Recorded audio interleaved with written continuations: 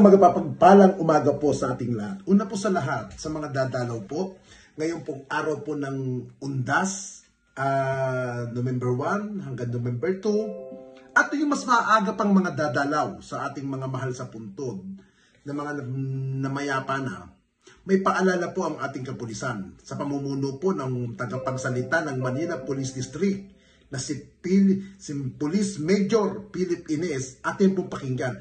At makibagay po tayo, sumunod po tayo sa mga alituntunin para po sa bawat isa na rin po itong paalala ng ating kapulisan, at kung ano po ipinagbabawal, huwag nyo na pong ipagpilitan na dalhin sa mga sementeryo. Again, panoodin po ito at nang tayo po ay meron pong alam sa darating po na undas at hindi po tayo magkaroon ng problema dahil po ang ating kapulisan, magbabantay po sila, magbibigay po sila ng seguridad para sa bawat mamamayang Pilipino at para na rin po sa kapayapaan na idaraos sa araw po ng mga undas.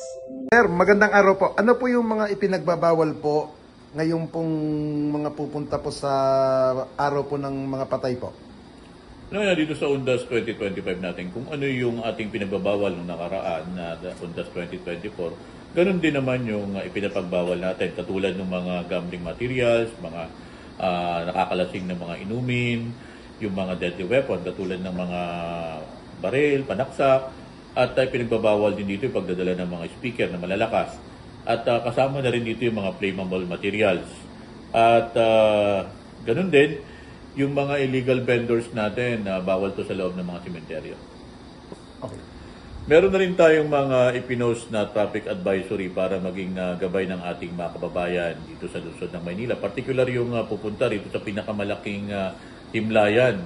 Ito yung Manila North Cemetery. At kasama na rin dyan yung South Cemetery, yung La Loma at saka yung ating Chinese. Kung saan nga, maaga pa lang pinupost na natin yung mga kalsadang isasara, ang mga alternatibo, at kung saan sila paparada para maging gabay ng ating mga kababayan.